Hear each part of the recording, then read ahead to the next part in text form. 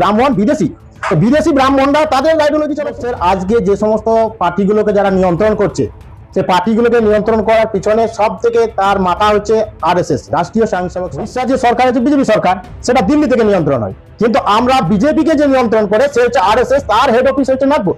সেই নাগপুরে আমরা মোহন ভাগবত সরসঙ্ঘ চালক, তার দ্বারায়, তার পরিচালনায়, তার ষড়যন্ত্রের দ্বারাই বিজেপির যে পলিসি, সে পলিসিকে তিনি কাজে লাগায় এবং সামনে বিজেপিকে রাখায়। মুখ আর মুখোশের ম্যাজিকের যে কাজ, সেই ম্যাজিকের কাজের মূল কাণ্ডারি হচ্ছে রাষ্ট্রীয় স্বয়ংসেবক সংঘ আরএসএস, মোহন ভাগবত। হিন্দু যে কনসেপ্ট, এটা যদি আমরা ধরি, হিন্দু আজকের ডেটে রামায়ণ, মহাভারত, গীতা, মানে ব্রাহ্মণের যে সমস্ত আপনার গ্রন্থ যেগুলো আছে, তাদের মনুস্মৃতি থেকে শুরু করে সমস্ত গ্রন্থে যদি আপনি দেখেন, কোথাও হিন্দু শব্দ নয়।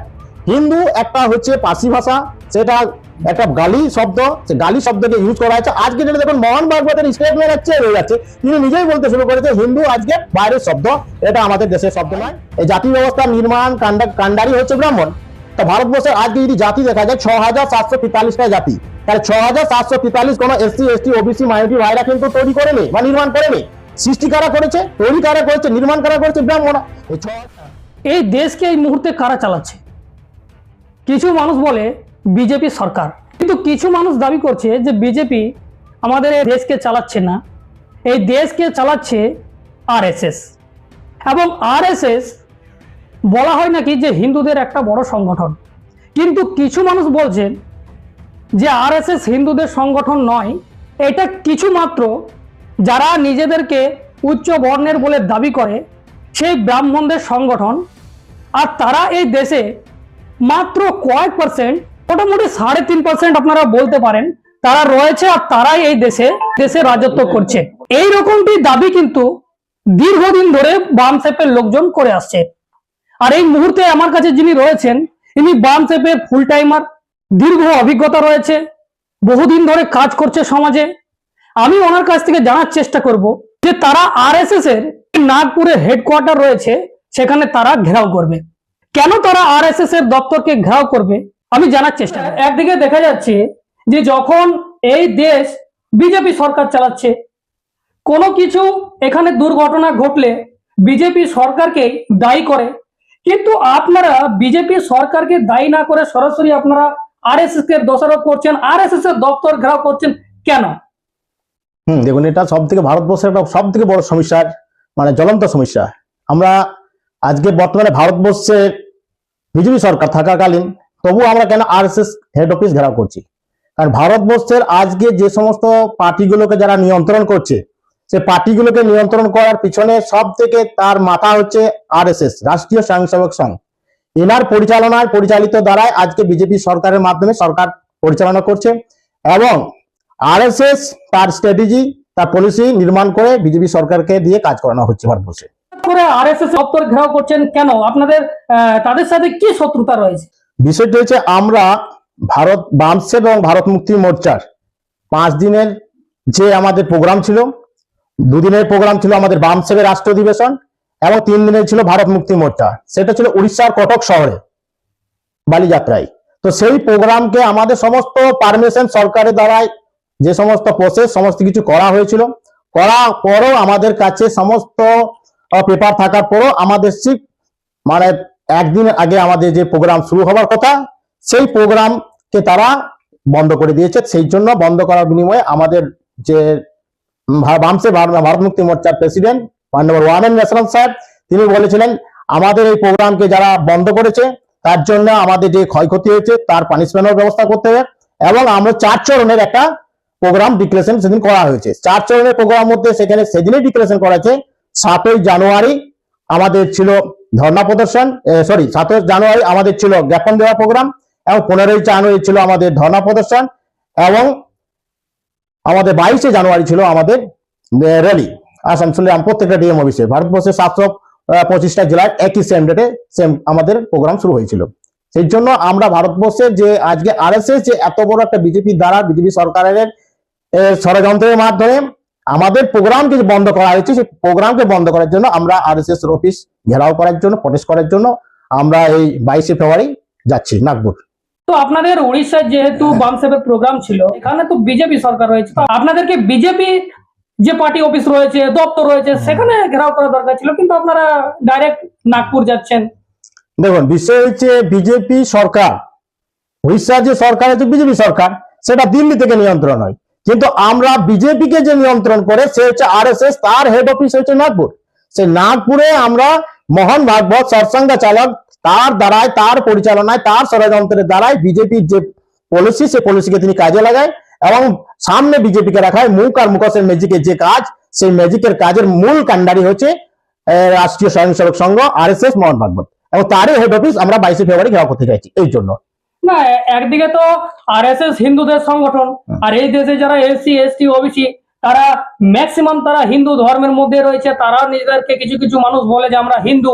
তাহলে এই হিন্দুদের সংগঠন আর আপনি বামসেফ যে এসসি এসটি ওবিসিদেরকে নিয়ে যে সংগঠন করছে, তো আপনাদের নিজেদের মধ্যে লড়াই হচ্ছে বলে মনে হচ্ছে না? দেখুন, হিন্দু, প্রথম কথা হচ্ছে হিন্দু বিষয়টা, হিন্দু যেটা আছে, আমরা যদি ভারতের কনস্টিটিউশনকে দেখি, সংবিধানকে দেখি, ইন্ডিয়া দ্যাট ইজ ভারত, সেই যে ভারতের সংবিধানে বলেছে ইন্ডিয়া, এবং দ্যাট ইজ ভারতের যে বিষয়টা আছে, যাকে ভারত তাকে ইন্ডিয়া বলা হয়েছে। এখানে হিন্দু নামে কোনো কনসেপ্ট নাই। হিন্দু যে কনসেপ্ট, এটা যদি আমরা ধরি, হিন্দু আজকে ডেটে রামায়ণ, মহাভারত, গীতা, মানে ব্রাহ্মণদের যে সমস্ত আপনার গ্রন্থ যেগুলো আছে, তাদের মনুস্মৃতি থেকে শুরু করে সমস্ত গ্রন্থ যদি আপনি দেখেন, কোথাও হিন্দু শব্দ নয়। হিন্দু একটা হচ্ছে পার্সি ভাষা, সেটা একটা গালি শব্দ, সে গালি শব্দকে ইউজ করা হচ্ছে। আজকে যেটা দেখুন, মোহন ভাগবতের স্টেটমেন্ট হচ্ছে রয়ে যাচ্ছে, তিনি নিজেই বলতে শুরু করেছে হিন্দু আজকে বাইরের শব্দ, এটা আমাদের দেশের শব্দ নয়, এটা পার্সি ভাষা। এটা মোহন ভাগবত যে আরএসএস মোহন কেন বলছে, আজকে চাপে পড়ে বলছে মোহন ভাগবত। হিন্দুর বিষয় ম্যাটার নিয়ে আজকে যদি দেখা হয় কোনো জায়গায় হিন্দু যায়, হিন্দু এসসি এসটি ওবিসি কখনো হিন্দু ছিল না, আর হিন্দু নয়। হিন্দুকে শুধু একটা পলিসি বানাই, লড়াই ঝগড়া, হিন্দু মুসলমানদের দাঙ্গা ফসল করা হচ্ছে, এটা আরএসএস পলিসি। সেই পলিসিকে আমরা সমাপ্ত করে দিয়েছি। আজ মোহন ভাগবত বাধ্য হয়ে নিজেও হিন্দু স্বীকার করছে, কারণ হিন্দু কেউ নাই, হিন্দু বলে কোনো কনসেপ্ট নাই ভারতবর্ষে। আজকে যে জাতিতে বিভক্ত রয়েছে, তো আপনারা এটা কি আরএসএস কে দোষারোপ করছেন, না এটা আপনারা কিভাবে দেখছেন? দেখুন, ভারতবর্ষের একটা যখন জাতি ব্যবস্থা নির্মাণ করা হয়, এই জাতি ব্যবস্থা নির্মাণ কাণ্ডারি হচ্ছে ব্রাহ্মণ। তা ভারতবর্ষে আজকে যদি জাতি দেখা যায় 6,743টা জাতি, তাহলে 6,743 কোন এসসি এসটি ওবিসি মাইনরিটি ভাইরা কিন্তু তৈরি করেনি বা নির্মাণ করেনি। সৃষ্টি কারা করেছে, তৈরি কারা করেছে, নির্মাণ কারা করেছে? ব্রাহ্মণরা। এই 6,743 জাতির মধ্যে একটা যে ব্রাহ্মণবাদী যে বিচারধারা কাজ করছে, বিচারধারাকে সমাপ্ত করার জন্য আমরাও আজকে মোটামুটি বামসেফ থেকে আমাদের যে সংগঠন অল ইন্ডিয়াতে যে কাজ করছি, আমরা আমাদের মহাপুরুষদের বাবা সাহেব আম্বেদকর, রাষ্ট্রীয় জ্যোতিরাও ফুলে সাহু আম্বেদকরের বিচারধারাদের আমরা আমাদের মানুষের এসসি এসটি ওবিসিরা যে আজকে তারা ভাইচারা যেটা নষ্ট হয়েছে, ভাইচারা নির্মাণ কাজ করছি আমরা এই কারণে, কারণ ভারতবর্ষের ব্রাহ্মণ বিদেশি, তো বিদেশি ব্রাহ্মণরা তাদের আইডিওলজি চালাচ্ছে। আমাদের মহাপুরুষদের আইডিওলজি যারা আজকে বুঝতে পারছে, তারা লড়াই ঝগড়া করছে না। যারা লড়াই ঝগড়া করাচ্ছে কারা? ব্রাহ্মণবাদী যে বিদেশি আইডিওলজি, তাদের কাজ চলছে। আজ আমাদের আইডিওলজি ফুলেবাদী সাহু আম্বেদকর, আমাদের আইডিওলজি, সেই আইডিওলজি আমাদের আজকে মানুষ সংগঠিত হচ্ছে, কোন লড়াই ঝগড়া হচ্ছে না আমাদের মধ্যে। আজকে হিন্দু মুসলমানের মধ্যে কোনো লড়াই নাই, মুসলমানদের মধ্যে আজকে ভাইচারা নির্মাণ করতে পেরেছি, সব থেকে আমাদের বড় অ্যাচিভমেন্ট আজকের দিনে। কি মনে হচ্ছে কত লোক সেখানে উপস্থিত থাকবে সেদিন? দেখুন, আমরা একবার নাগপুরে যে আমরা আজকের যে আমরা যে প্রোটেস্ট করছি, সেই প্রোটেস্ট আমরা আগেও নাগপুরে করেছি, সেখানে আমরা 4 লাখ লোক সেই সময় আমাদের ছিল। আজকে আপনি দেখবেন আমাদের কাছে যে যদি আমরা বামসেফের কোনো পেজে আপনি দেখেন, সেখানে 150 থেকে 200 সংগঠন, বামসেফ ছাড়া, বামসেফ শাখা সংগঠন ছাড়া আদার সংগঠন, সেখানে তারা কিন্তু আজকে আমাদের সাথে সহযোগিতা করতে নেমে গেছে। প্রায় আজকে সংখ্যাটা যদি আমরা 4 লাখে ধরি না, আজকে কোটি লোকের কাছে বার্তা পৌঁছে গেছে। সেদিন যে কত লোক হবে সেটা কিন্তু ভাবার বিষয় আছে।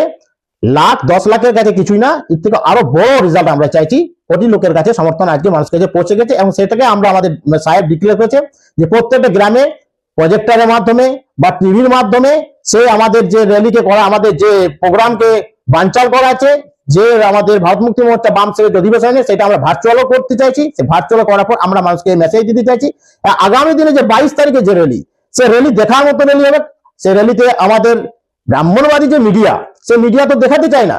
ব্রাহ্মণবাদী মিডিয়া যদি কোনো ব্রাহ্মণের ঘরে কুকুর মরে যায়, সেটা কিন্তু দেখাতে চায়। তার কুকুরটা কিভাবে মারা গেল, কুকুরটা কি মেডিসিন পায় নাই, তার কি জলাতঙ্ক হয়েছিল, সেই নিয়ে মানে একটা চর্চা শুরু হয়ে যায়। কিন্তু এত বড় একটা সংগঠন বামসেফ, আজকে তার 32টা স্টেটে তার সংগঠন রয়েছে, সেখানে তার প্রচারে তাকে আনা হয় না। ওয়ামেন ইসলাম সাহেবকে মিডিয়ার সামনে আনা হয় না। কেন আনা হয় না? কারণ তাকে হাইড করা হয়। তাই ওয়ামেন ইসলাম যদি হাইলাইট করা হয়, তাহলে হাইলাইট হয়ে গেলে আজকে ব্রাহ্মণবাদীর যে সমস্ত আজকে বলবাজি চলছে, সব বন্ধ হয়ে যাবে। বাংলা থেকে কত মানুষ যাবে বলে আশা করছেন? বাংলা থেকে দেখুন, আমাদেরকে টার্গেট প্রায় এখানে দেওয়া হয়েছে, সে টার্গেটে মোটামুটি আমরা এখানে প্রায় 20-30 হাজার লোকের আমরা টার্গেট বানিয়েছি দেওয়ার জন্য। এটা বার্তা, এটা আজকে বামসের একটা এত বড় সংগঠন, রেজিস্টার সংগঠন, মূল্যবাসীদের সংগঠন, সেই সংগঠনের মাধ্যমে যদি বামসের একটা বৃহত্তর সংগঠনকে যদি ব্যান করা হয়, প্রোগ্রাম করতে যদি না দেয়, আর্টিকেল 19 কে উল্লঙ্ঘন করা হয়, যেখানে বাক স্বাধীনতা, যেখানে ফান্ডামেন্টাল যে রাইট আছে আর্টিকেল 19 সেখানে সংগঠন করার অধিকার, প্রচার প্রসার করার অধিকার, সেই সমস্ত প্রোগ্রাম করাতে যাওয়া আসা অধিকার, সমস্ত কিছু অধিকার আছে আর্টিকেল 19। আর্টিকেল 19 কে উল্লঙ্ঘন করা হচ্ছে। আজকে এসসি এসটি ওবিসি মাইনরিটি ভাইদেরকে বোঝা দরকার যে আজকে আর্টিকেল 19 কে উল্লঙ্ঘন করা মানে সংবিধানকে উল্লঙ্ঘন করা। এখানে যারা এসসি এসটি ওবিসি মাইনরিটি ভাই আছে তাদেরকে বিষয়টাকে বুঝতে হবে। এই জন্য বুঝতে হবে কারণ তারা আজকে যদি সংবিধান যদি না বাঁচে, তাহলে আজকে যে সমস্ত সংগঠনগুলি আমরা কাজ করছি সেগুলো কিন্তু আগামী দিনে একটাও থাকবে না। কারণ বামসের মতো তাদের এত বড় সংগঠন আজকে কারোর নির্মাণ হয়নি। বামসের যদি খতম হয়ে যায়, সমস্ত ছোট সংগঠন খতম হয়ে যাবে।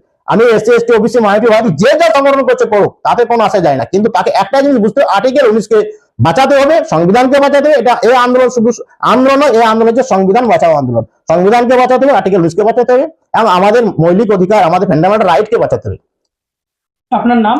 আমার নাম উৎপল বাউরি, আমি একজন বামসের পূর্ণকালীন প্রচারক। পশ্চিম বর্ধমানে এখন আমি দায়িত্বে রয়েছি।